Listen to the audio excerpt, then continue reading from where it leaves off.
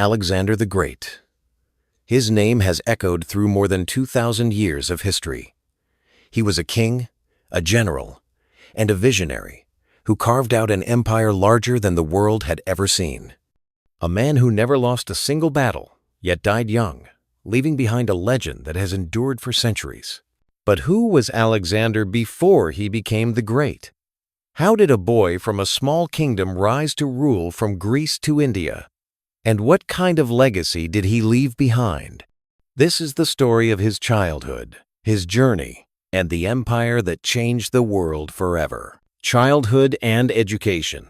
Alexander was born in 356 BCE in Pella, the capital of Macedonia.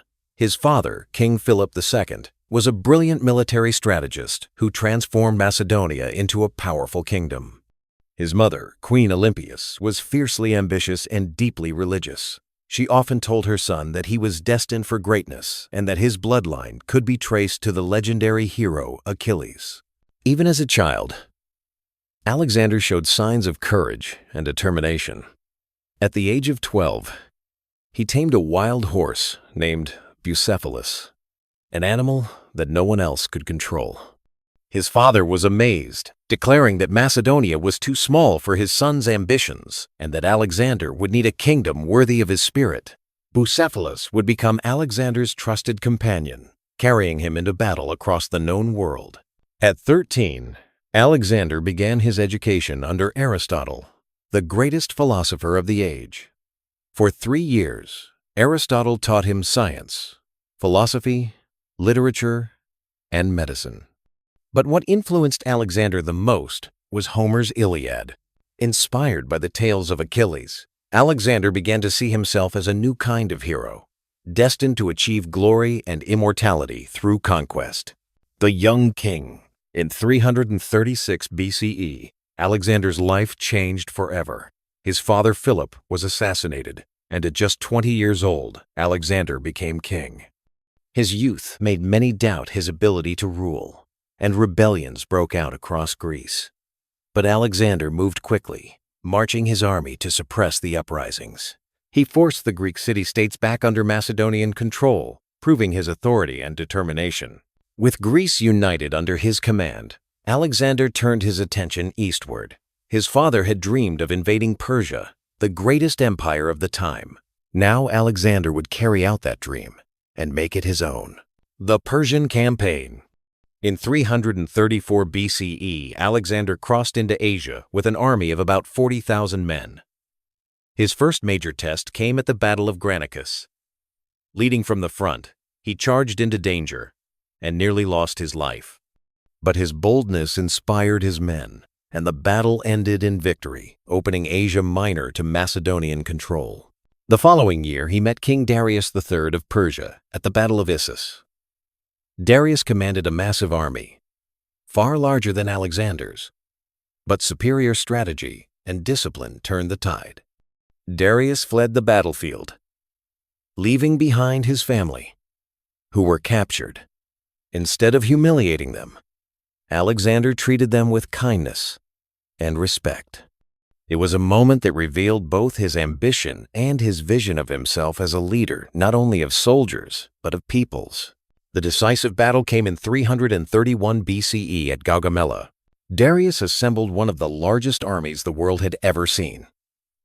Alexander was outnumbered, but once again, brilliant tactics secured victory. Darius fled for the last time, and soon after he was murdered by his own men. With his death, the Persian Empire collapsed, and Alexander became the master of lands stretching from Greece to the far reaches of Asia. At just 25 years old, Alexander had achieved what no Greek before him had ever dreamed possible: expanding the empire. Conquering Persia was not enough. Alexander's ambition pushed him further. In Egypt, he was welcomed as a liberator from Persian rule. There, he visited the oracle of Siwa, where priests declared him the son of Zeus Ammon. This reinforced his belief that he was destined by the gods. In Egypt, he founded the city of Alexandria, which would become one of the greatest centers of learning and culture in history. From Egypt, Alexander pressed east, through deserts and mountains, into lands few Greeks had ever seen. His campaign led him into modern-day Afghanistan, and then into India. In 326 BCE, he faced King Porus at the Battle of the Hydaspes River. Porus's army was fierce and fought with war elephants, creatures unfamiliar and terrifying to the Macedonians. The battle was long and brutal, but Alexander triumphed. Admiring Porus's courage, he allowed him to continue ruling as his ally, a rare act of respect from a conqueror. But after years of marching, Alexander's men had reached their limit. At the banks of the Hydaspes River, they refused to go any further east. Exhausted, longing for home, they demanded to turn back.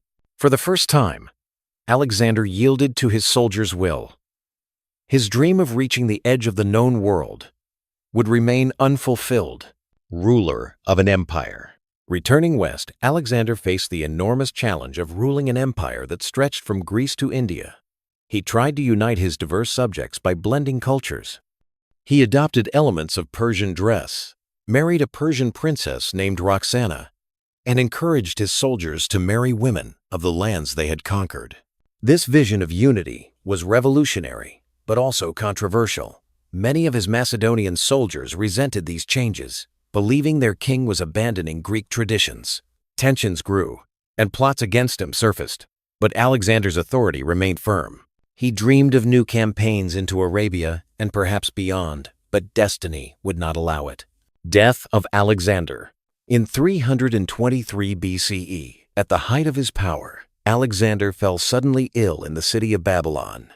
Some say he suffered from fever, perhaps malaria or typhoid. Others whisper he was poisoned. For days, he grew weaker until he could no longer speak. His generals asked who should inherit his empire. Alexander is said to have whispered, "To the strongest." Within days, he was dead. He was only 32 years old. The empire he built did not survive him. His generals divided it among themselves, fighting bitter wars that shattered his dream of unity. The legacy. Yet Alexander's story did not end with his death. His conquests spread Greek culture across 3 continents. This blending of Greek and Eastern traditions created what we call the Hellenistic Age. Greek became the language of trade, science, and philosophy. Cities like Alexandria flourished as centers of learning, home to scholars, libraries, and innovations that shaped the ancient world. Alexander himself became a legend. Some saw him as a hero touched by the gods, others as a tyrant driven by endless ambition. But all agreed that he had changed the world forever. He never lost a battle. He founded more than 20 cities. He created an empire that, although short-lived, transformed cultures, economies, and ideas. And above all, he inspired countless generations to see the limits of human ambition not as boundaries, but as challenges to overcome. Closing. Alexander once said, "There is nothing impossible to him who will try." His life was proof of those words. In a single decade, he rose from the king of a small kingdom to the master of the known world.